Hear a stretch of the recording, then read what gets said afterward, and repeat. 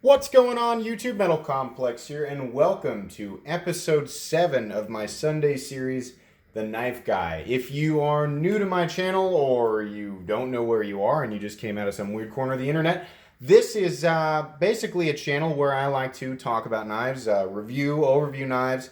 I like to do unboxings, I like to do discussion videos. I'm a collector, I'm a knife user, I'm a knife enthusiast of sorts, and on Sundays what I like to do is lay out a bunch of knives that I've either talked about during the week that are either mine or my own, as well as just some other knives that I've collected. And what I like to do is just kind of pick them up and play with them and show them while I talk about things that are very relatable between us knife guys, or as we became knife guys in our own social settings, some of the experiences that we all kind of share. So last week's topic was anticipation. And that was a crazy episode because I was anticipating this guy. And this is the most expensive knife I've ever owned. This is a Medford Praetorian tie. It's been talked about and covered many times this week. And it had not arrived yet while I was doing the episode. So I was kind of freaking out a little bit. Now, the other side of anticipation, something that I brought up in that episode, is that when you're anticipating something, you build it up in your head. You build up this fetishized idea of what perfection looks like and how it will apply to the knife that you have convinced yourself to buy. You haven't, a lot of us, don't have the luxury of handling a knife before we buy it, so we don't have that idea. And I think that kind of, like I talked about last week, it kind of creates that high that we chase. It's kind of the mystery, it's what helps build things up before we get it. There's no shock factor, there's no surprise value in just going to a store and handling it and buying it. You can still enjoy it, definitely, and a lot of us still do, but it's a different experience ordering it and then waiting for it to come in.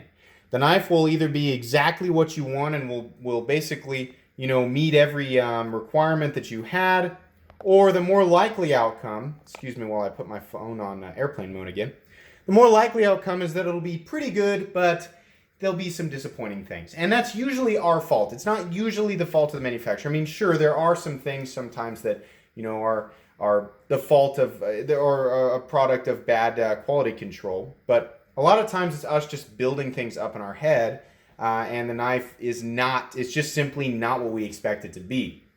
Now, that's unfortunate, but it does happen sometimes. I would say the more likely circumstance that, not more likely, but what I want to talk about today is basically disappointment, or the disappointment that sometimes follows anticipation.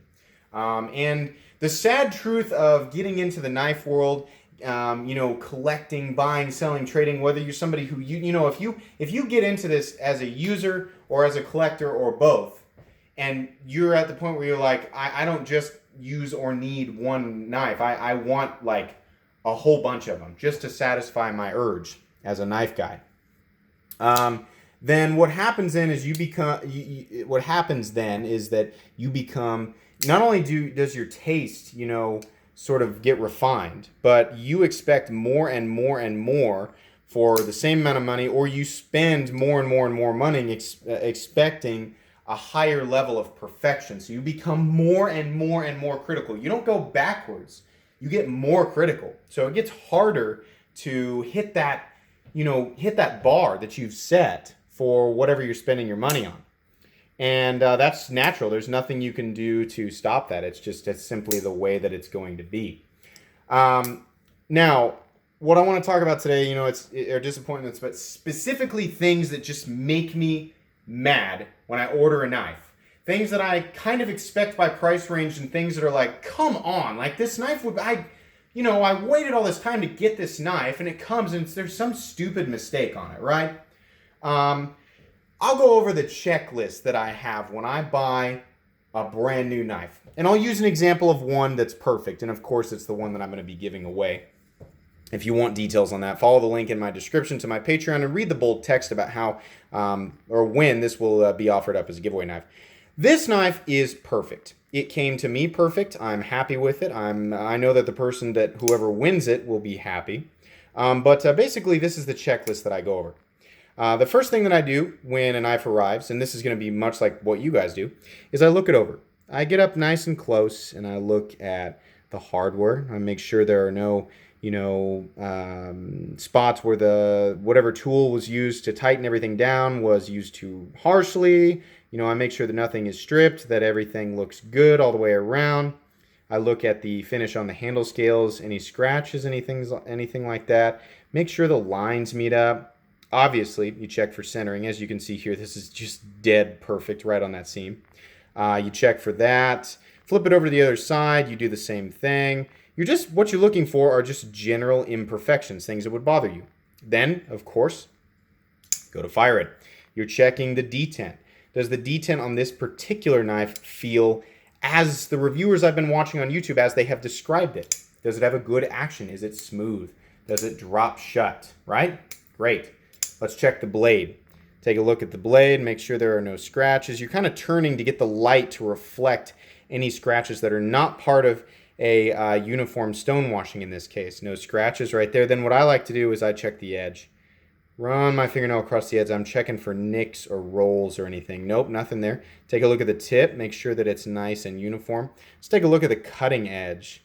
The main cutting bevel. Is it uniform? Yeah, it's uniform. Good deal. So how about lockup? Do we have any blade play? Up, down, left, or right? Nope. Feels good. That's what we're looking for. Little things like that, And the more you play with it, the more you might look at it. You might keep checking things. You're going to obsess over it. But as long as all of those things are good, you're off to a really good start. Then you start checking it for weird, mental connection things. Like, does this sync up? Is it the color that I expected it to be in person? Nothing ever looks exactly the same in person as it does on camera. Nothing. It's just not going to be that way. So you're checking that. Are the colors as vibrant as I saw on that one guy's YouTube video?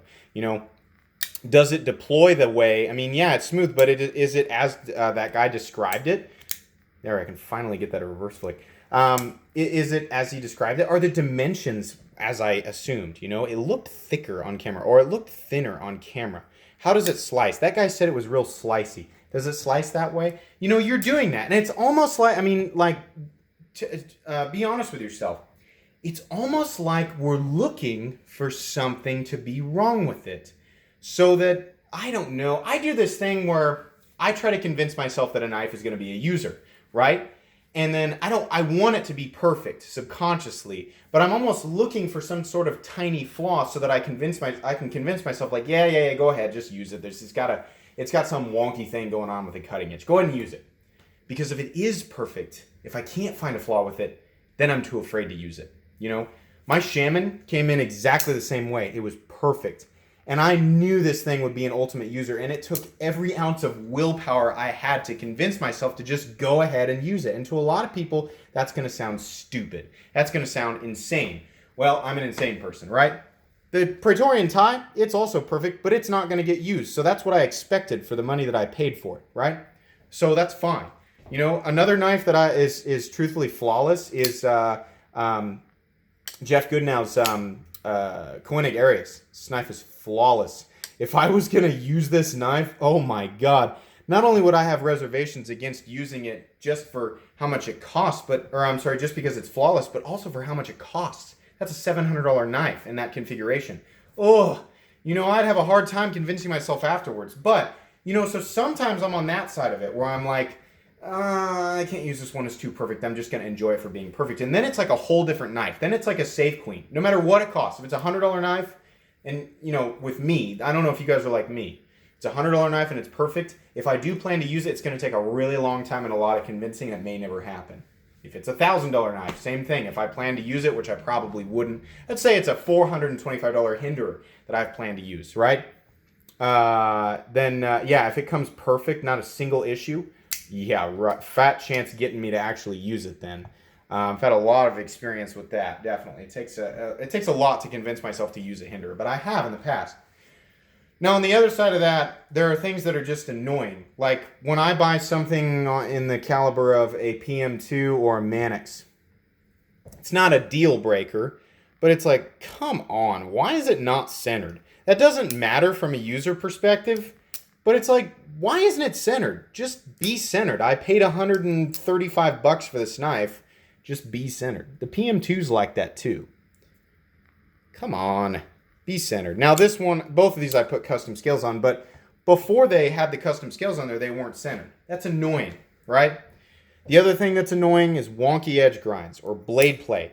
Just don't have blade play. Like, this just bothers me. Like, again, it's not gonna really, unless it's really bad, or if it's up and down blade play, a vertical blade play, then it's not gonna affect the performance of the knife. You can just tighten it up and the action will be a little bit gritty for a little bit and it'll smooth out. The other thing that bothers me are things like incredibly gritty action that won't go away, or lock stick that won't go away. I've only had lock stick that wouldn't go away, I think once, and I had to send the knife in and get it back. But I have had knives like Benchmade's especially that have gritty action that just doesn't go away. That really bothers me, especially this day and age. It's like, just be good, you know? Sometimes it's so bad and the knife was so expensive, or you built the knife up so much in your head that it turns you off immediately. You're just like, nope, don't want to deal with it. I was so pumped for this, and it was all this excitement was robbed from me the moment that I noticed what was wrong with it, and I'm just upset, you know? That's never a good thing, but it does happen sometimes, and it's definitely happened with me before. The best example I can give, the most expensive knife that was the biggest disappointment ever, was the ZT Hinderer 0392 black green. And I lusted after that knife forever. I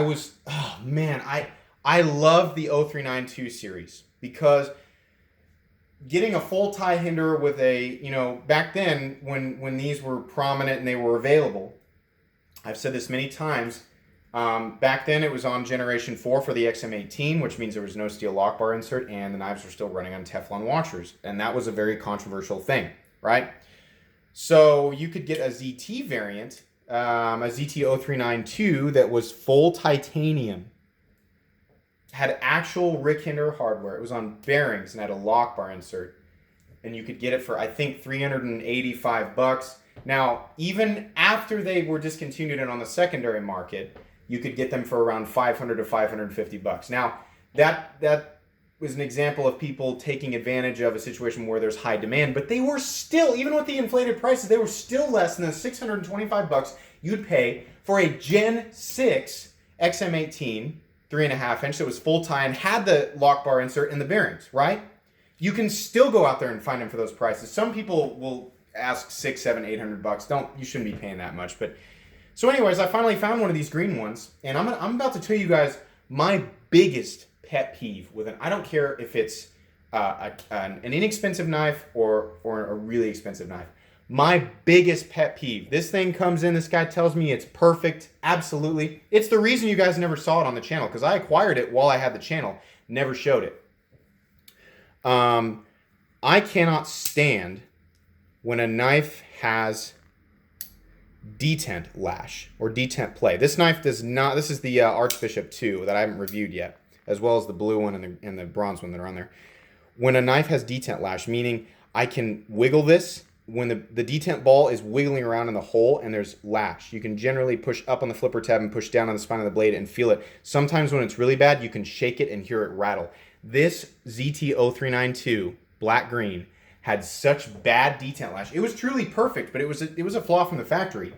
It had such bad detent lash it would rattle, and that was a kick in the groin. That was a frozen sledgehammer to the groin. I was so upset with that, and I bought it on the secondary market, and the guy would not take it back.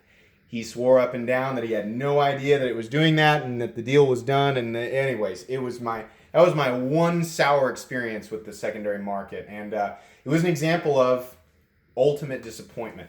And for that reason, I have never actually gone back and purchased an 0392, despite the what you'll hear online is that they're all almost perfect. I probably got one in like 1,000 that was bad, and I've never gone back and rolled the dice on another one, and I never will. It just put a bad taste in my mouth, and I just don't like that. I expect, for that kind of money especially, I expect things to be perfect, and it is absolutely a product of being in this world for long enough that my expectations of what I'm buying are just through the roof, you know?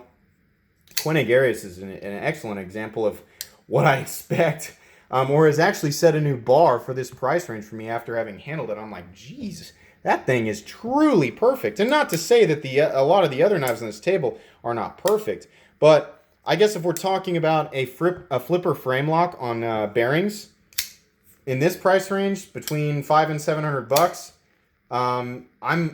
if it doesn't feel like this, I'm going to be like, well, the Quinagarius felt like this. How come that? Like that's just in my head now. It's just there. The bar is set every time you handle something that's better and better and better, So unfortunately, disappointment does play a big role, and its bite or its sting is never worse than right after you've built up some massive anticipation for something. I know, any of you who have purchased more than one knife have likely experienced this. And honestly, I kind of would be interested to hear, your experiences or your biggest letdowns down in the comments section. And, keep in mind, like, as much as sour as that situation was with the 0392, I know good and well that most 0392s that are out there, as long as they haven't been used, as far as how they came from the factory, they probably were just about perfect. And it was just my one isolated incident. Getting one knife, all the time I get comments in the comment section, I got this knife and it was terrible. I'll never do business with that company again. Well, never doing business with a company again just because you got one knife from them that wasn't good, that's not a reason to not do business. I would say if you contacted them and they refused warranty service completely, or they didn't take your emails or your calls, which is unlikely with ZT, Benchmade, or Spyderco, so don't give me that. But, with some smaller group, that's another thing. But if it's like, let's say you ordered a ZT, you ordered your first ZT, and it came with a flaw, and you're using that information to decide you never want to do business with a company again. I've ordered about 30 ZTs, and I've only had issues with one or two. That doesn't make me feel like there's something wrong with ZT. It makes me feel like I got unlucky with one or two models. So I can understand one side or the other of it, but I guess I'd like to hear your experiences, your biggest letdowns, and it is very much a part of this world, unfortunately, and there's no escaping it. It's going to be with us, and we're going to get more and more and more critical. And I cringe at the thought of what this is going to turn me into in the future. I can't tell you how bummed out I would be if this thing had come with a scratch on it or some kind of odd scrape, or if it had detent lash, or if it was not centered. I can't tell you how upset I would be. And I was a little bit worried, honestly, but it came perfect, and I was happy with it. Guys, that's pretty much it for today. Sorry, the topic today was kind of like dreary and negative. Sorry about that. Kind of offbeat for what I usually do on this channel, which is, upbeat, enthusiasm-based discussions. But anyways, that's going to be pretty much it today.